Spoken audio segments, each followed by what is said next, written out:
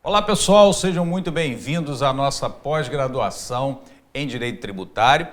Meu nome é Cláudio Carneiro e nós vamos ter o prazer de estar juntos aqui nas disciplinas e vamos começar hoje com Direito Financeiro, envolvendo a atividade financeira do Estado e a responsabilidade fiscal. Para mim é um grande prazer aceitar esse convite de coordenar essa pós-graduação e nós estamos trazendo um corpo docente de primeira linha para trabalhar conosco.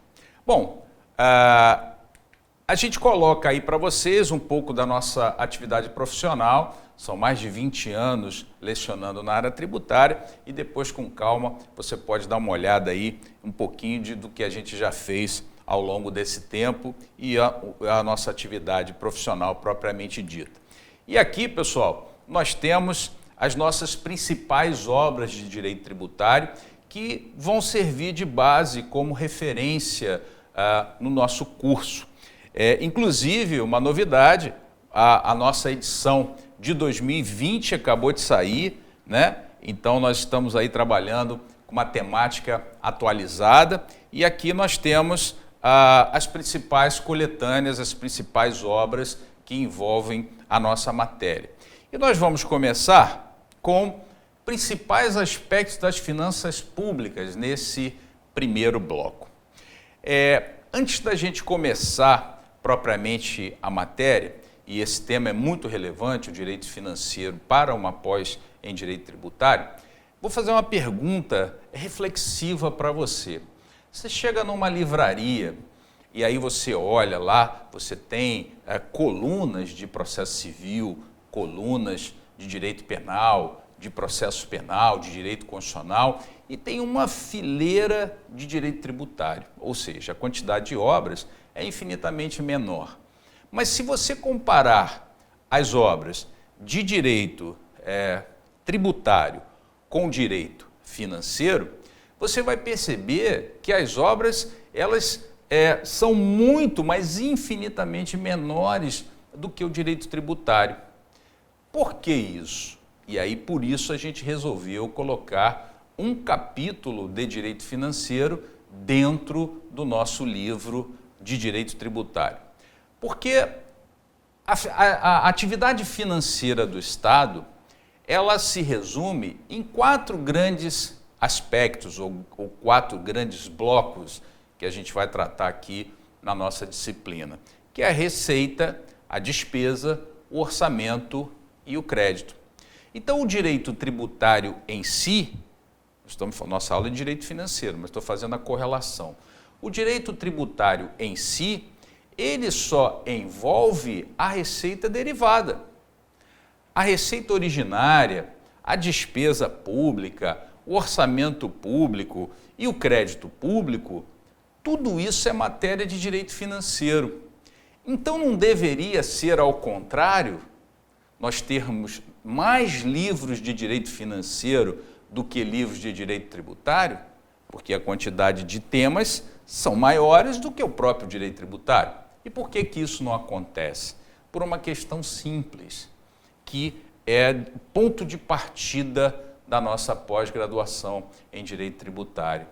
É porque o grande grosso da receita, seja do município, seja do Estado, ou seja, da própria União, nós vivemos aí num sistema federativo, o federalismo fiscal, vem de onde?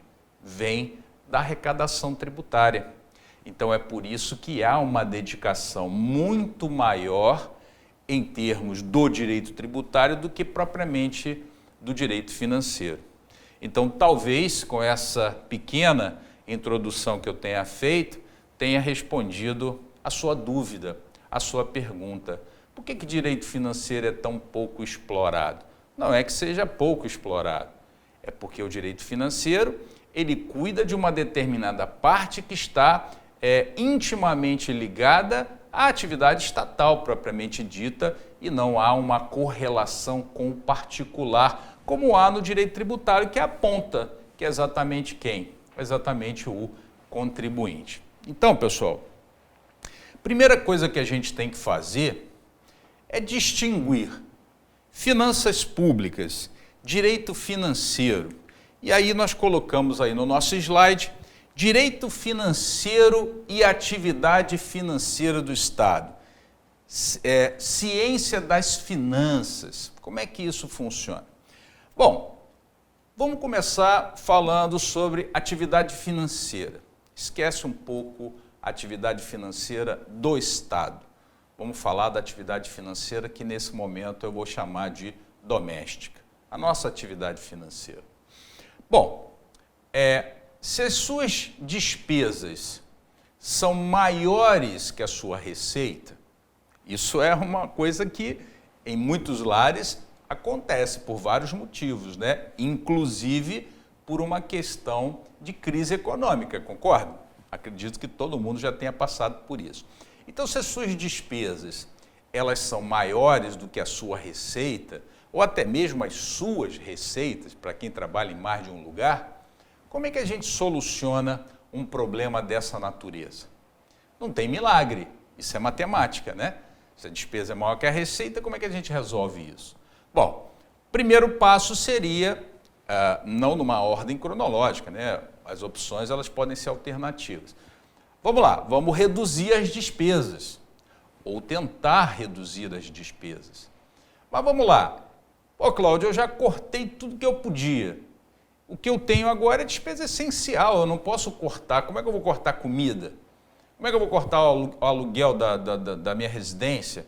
Como é que eu vou cortar a escola do meu filho? Então, você já cortou todas as despesas que não eram essenciais, né?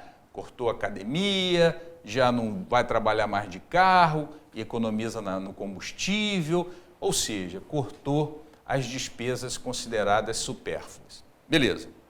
E continua sendo maior do que a receita. Bom, então vamos para a outra opção. A outra opção seria aumentar minha receita. Bom, mas será que é tão fácil assim a gente aumentar a nossa receita? Se fosse, todo mundo ganharia mais, ou pelo menos grande parte ganharia mais do que efetivamente ganha, porque grande parte da população tem interesse em ganhar mais do que ganha, pelo menos é saudável isso não é ambição, isso é uma coisa saudável. Então, vamos lá, você já cortou o que podia e a despesa continua maior. Você tentou aumentar sua receita ou até mesmo conseguiu um pouquinho, mas a sua despesa continua sendo maior. Bom, para solucionar efetivamente esse problema, só há uma hipótese: lançar mão de empréstimos. Mas empréstimos vira endividamento. Então, pessoal, tudo isso que a gente falou aqui agora, que eu coloquei como a atividade financeira doméstica, essa relação receita-despesa, um planilhamento orçamentário, isso, na verdade, é a mesma coisa no âmbito do Estado. Exatamente a mesma coisa no âmbito do Estado. Claro que resguardada as proporções, numa visão macro, resguardadas todo o ambiente normativo, que é de extrema importância. É isso que basicamente distingue a nossa atividade financeira da atividade financeira do Estado. E aí vai uma pergunta para você, só de curiosidade, né? Por acaso você já fez alguma planilha financeira colocando todas as suas despesas e a sua receita, mas todas as suas despesas mesmo, até mesmo com xerox, com cafezinho, tudo aquilo que realmente você gasta, com estacionamento, passagens, já colocou isso no papel e confrontou com a sua receita? Isso é um planilhamento orçamentário. Se você já fez isso alguma vez, você vai ratificar o que eu estou falando aqui. Na verdade, você deve ter tomado um susto, porque minimamente, você viu na planilha que você gasta muito mais do que você achava que gasta. Então você achava que gastava X, quando você vai ver, é X mais alguma coisa. E isso influencia, pessoal, no seu orçamento, porque impacta a receita. Só para a gente concluir, a título de introdução, para a gente poder entender, né? Isso reflete num ditado popular ou num sentimento popular que é dito com muita frequência, né? Você vai se identificar com isso, todos nós já passamos por isso. A não ser quem nasceu rico. Quem nasceu rico, graças a Deus, não tem, nunca teve esse dissabor, vamos dizer assim. Alguma vez você já disse essa frase? Caramba, eu tenho a sensação de que meu salário acaba na segunda ou na terceira semana do mês. Você já disse isso? Não é sensação não, pessoal. Isso aí é o quê? Isso aí é exatamente o que eu acabei de falar. Não há um planilhamento em que não se coloca efetivamente todas as despesas. Agora, é óbvio que não é culpa sua, não é culpa minha, é culpa de uma série de fatores, inclusive um fator de crise. Então, cuidado com uma coisa, direito financeiro, atividade financeira do Estado.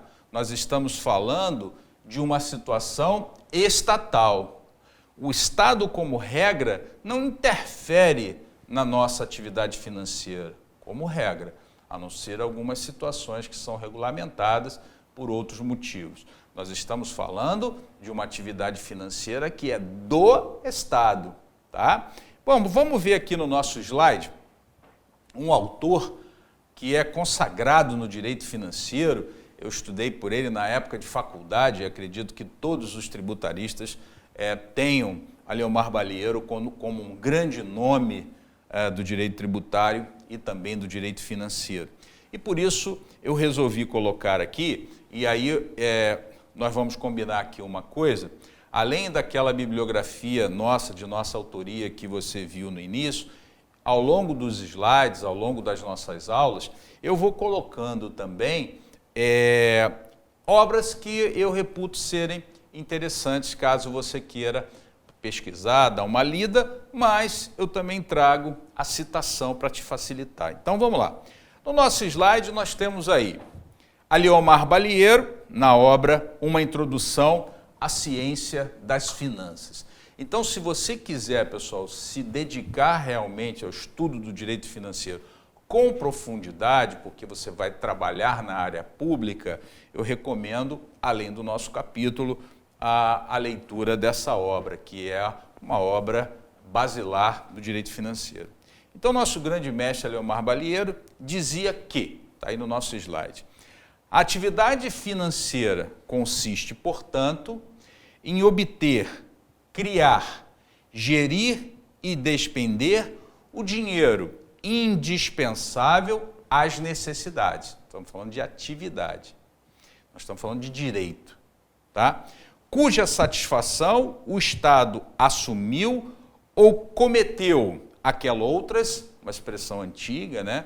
Nosso Leomar Balieiro, pessoas de direito público. Embora expressem algarismos de dinheiro, a atividade financeira, do ponto de vista econômico, desloca do setor privado para o setor público massa considerável de bens e serviços, retirando-os uns e outros ao consumo e ao investimento dos particulares. Na lição do nosso querido grande mestre Leomar Balieiro, a atividade financeira não está relacionada propriamente ao direito. O direito financeiro é o ramo do direito público que estuda e normatiza a atividade financeira do Estado. Mas a atividade financeira, a gente vai ver mais à frente um pouquinho com outros grandes nomes, outros grandes autores, a gente vai ver que a atividade financeira é a atividade. E aqui ele diz que, sob o ponto de vista econômico, é obter, criar, gerir e despender dinheiro, ou seja, movimentar o dinheiro e alocá-lo nas demandas efetivamente necessárias. Bom, ciência das finanças e direito financeiro. E aí eu trouxe uma definição da nossa obra, o curso de Direito Tributário e Financeiro. Ciência das finanças é uma ciência econômica pura, enquanto o direito financeiro é um ramo do direito público. Há uma distinção. Então, ciência das finanças é uma ciência econômica pura e especulativa que estuda, como dizia o nosso mestre Leomar Balieiro, os vetores para a obtenção e o emprego dos meios materiais e de serviços utilizados pelo Estado para a realização da sua política financeira. Assim como a gente vê muito no governo federal, a política econômica do governo, nós temos também a nossa política financeira e ambas estão relacionadas diretamente com o interesse público, porque nós estamos falando de dinheiro público. Então, obviamente que o dinheiro público é para satisfazer prioritariamente o interesse público e algumas exceções que o direito administrativo traz. Busca explicar fenômenos ligados à obtenção e dispêndio do dinheiro necessário ao funcionamento dos serviços a cargos de pessoas de direito público. Então vejam, nós estamos falando ali fenômenos, ciência econômica, a atividade. Já o direito financeiro, a definição é muito precisa. É o ramo do direito público que normatiza a atividade financeira estatal. Isto é, o estudo e a regulamentação, sobretudo a regulamentação, e a gente vai ver aqui na nossa Constituição, das diversas formas de que o Estado e seus organismos se valem para obter e utilizar riquezas desnecessárias para a consecução dos seus objetivos. Vou fazer um parênteses aqui rápido. Você deve ter ouvido falar, pessoal,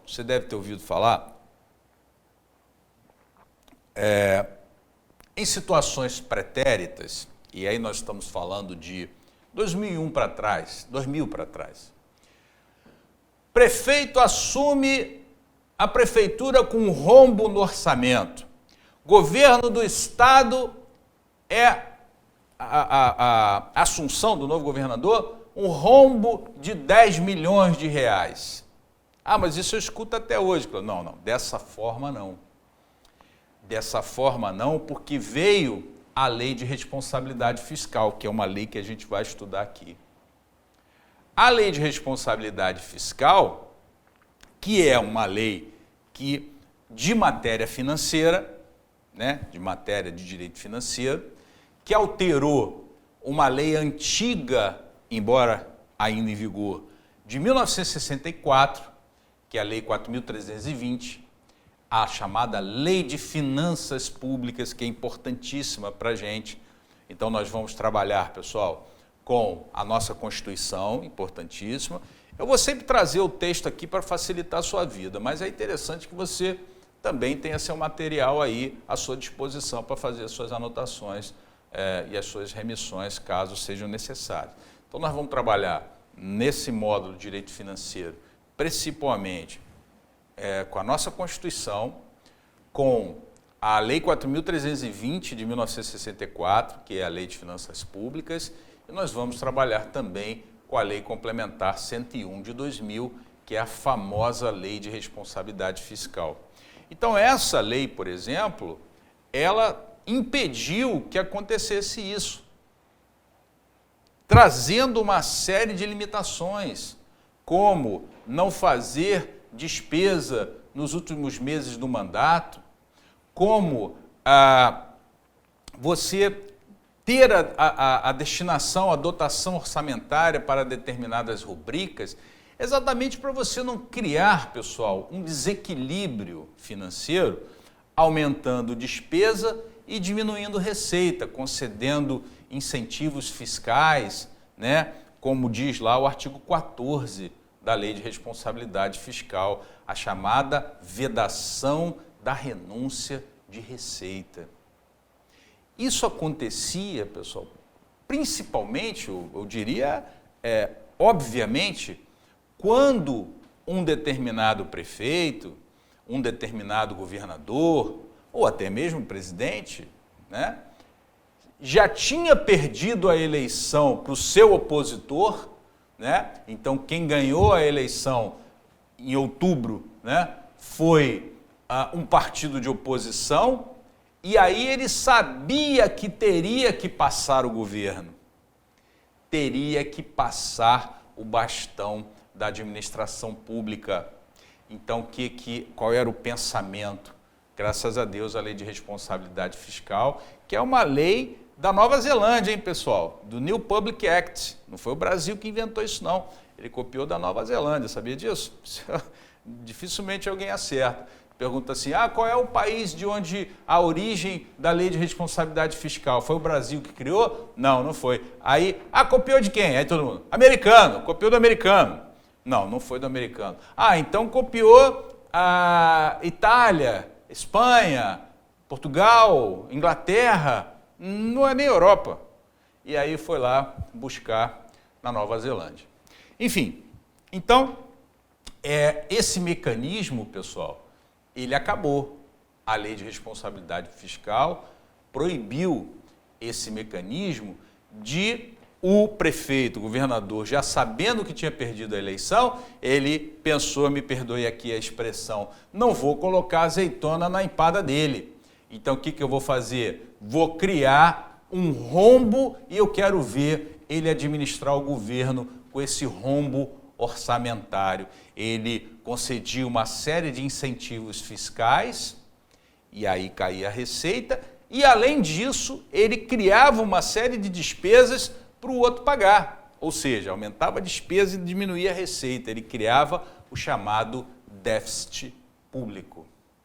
Mas isso ocorre até hoje, Cláudio. Dessa forma, não. Dessa forma não pode, porque a Lei de Responsabilidade Fiscal, ela vedou esse mecanismo. Tá bom, pessoal? Então você vê aí a importância disso, pessoal. E a nossa pós, ela está trazendo temáticas interessantes e atuais, como, por exemplo, o compliance fiscal. E hoje, você repara uma temática que nós vamos abordar aqui, uma temática que o direito brasileiro está, não diria sucumbindo, que a palavra não é essa, mas o direito está admitindo, coisa que não admitia antes, que inclusive é a minha linha de investigação nas pós-estrito sensu, mestrado e doutoramento, permitir a abordagem das escolas americanas da teoria da análise econômica do direito, ou seja, a importância dos recursos orçamentários para a concretização de direitos fundamentais. Vou disponibilizar para vocês, ao longo aqui das nossas aulas, uma série de artigos, inclusive de nossa autoria, para que você se familiarize com essa nova percepção do estado financeiro. E aí alguns dizem assim, Cláudio, nós vivemos no neoconstitucionalismo. E a gente está fazendo essa abordagem, pessoal, porque nós estamos aqui numa pós-graduação. Então é importante que a gente faça essa leitura do que nós temos hoje no Brasil e no mundo. Então nós vivemos hoje no neoconstitucionalismo. Eu, particularmente, sou contra essa expressão. Neo, prefixo neo, significa novo.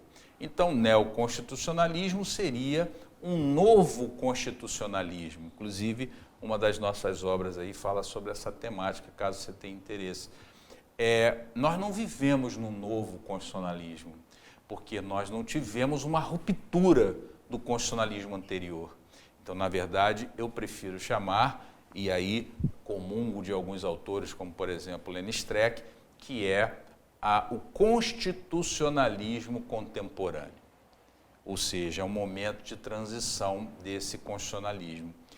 Mas o que tem a ver o constitucionalismo com o direito financeiro? Ora, nós temos na nossa Constituição um título que trata lá do sistema financeiro.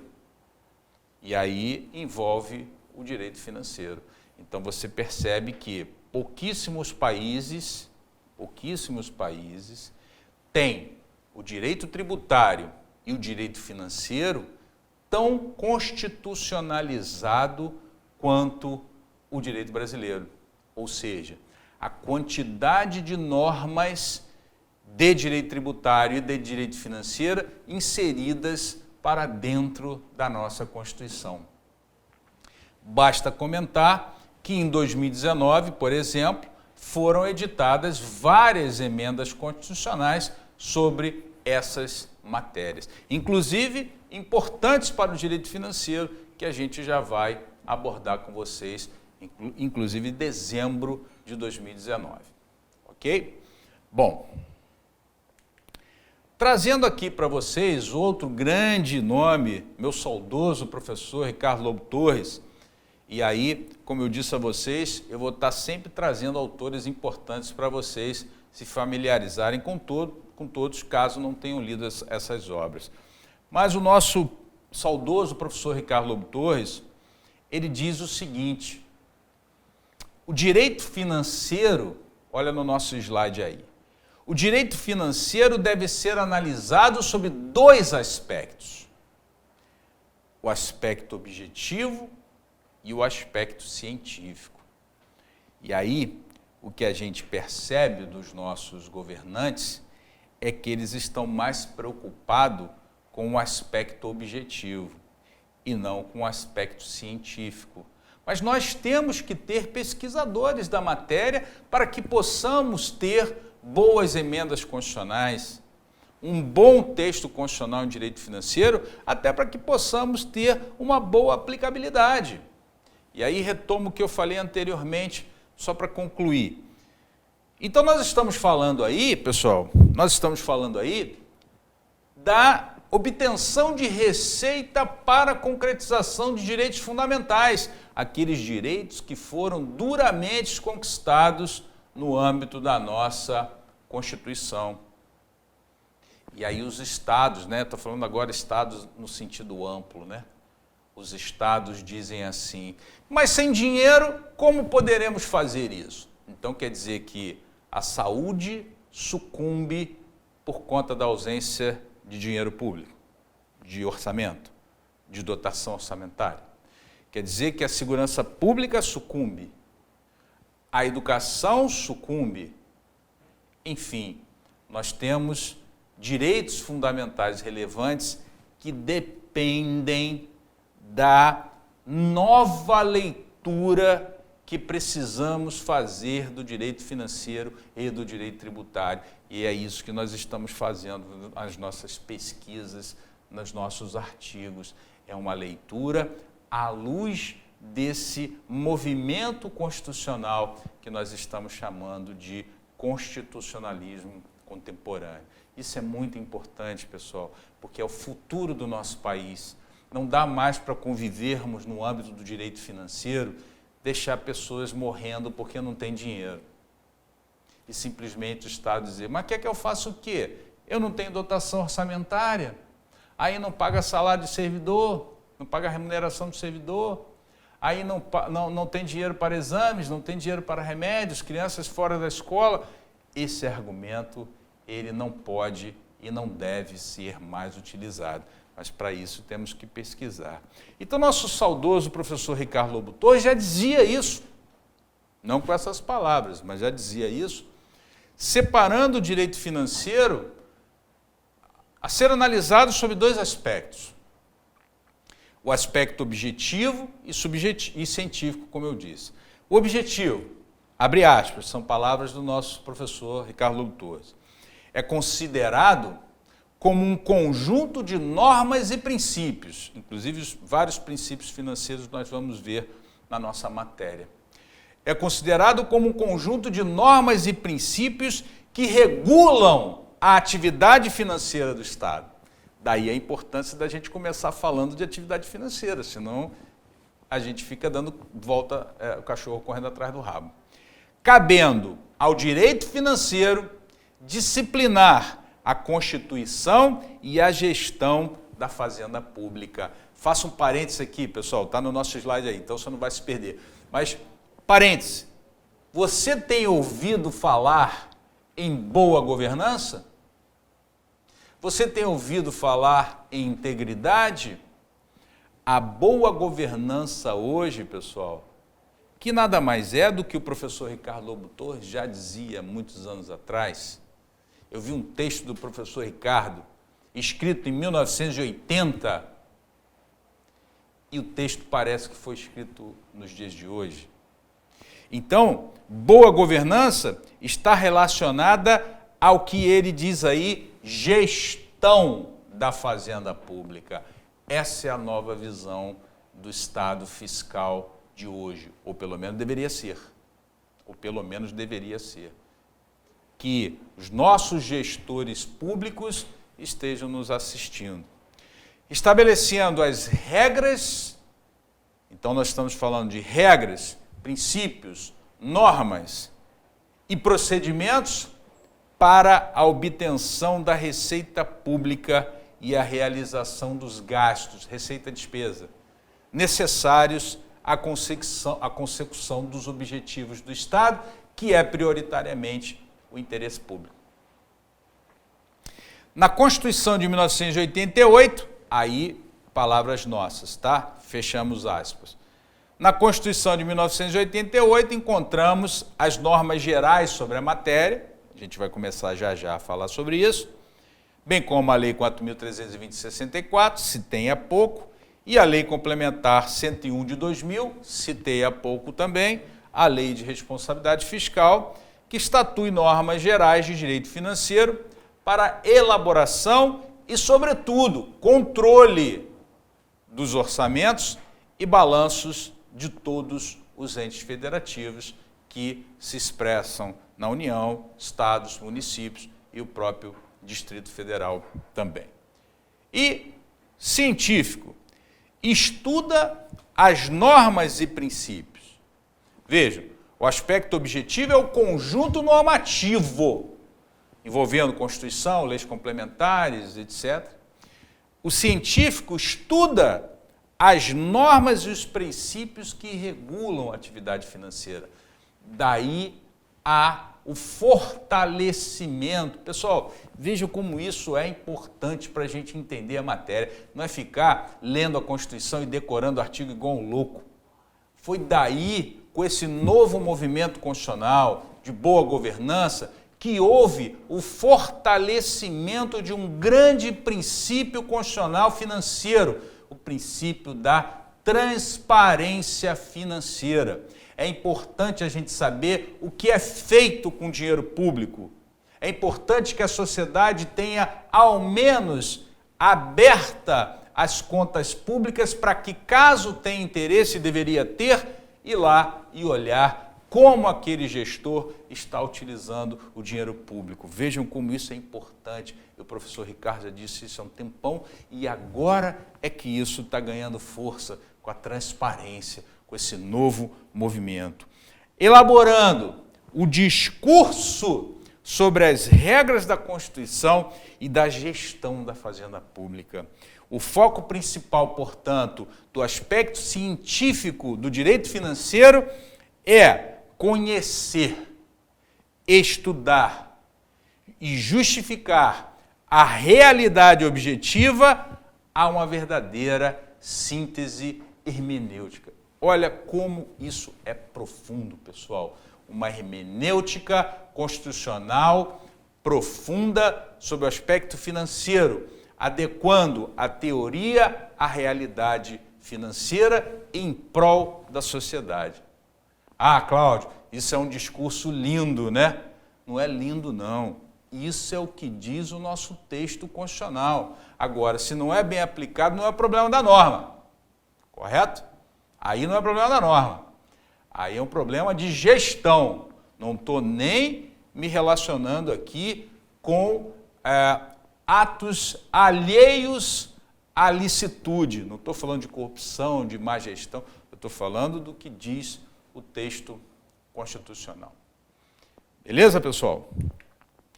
Bom, Nós vamos encerrar esse bloco agora e no próximo bloco nós vamos começar falando sobre as fases do Estado brasileiro para a gente entender a fase que nós vivemos nesse exato momento no Brasil. Sai daí não, até já, rapidinho.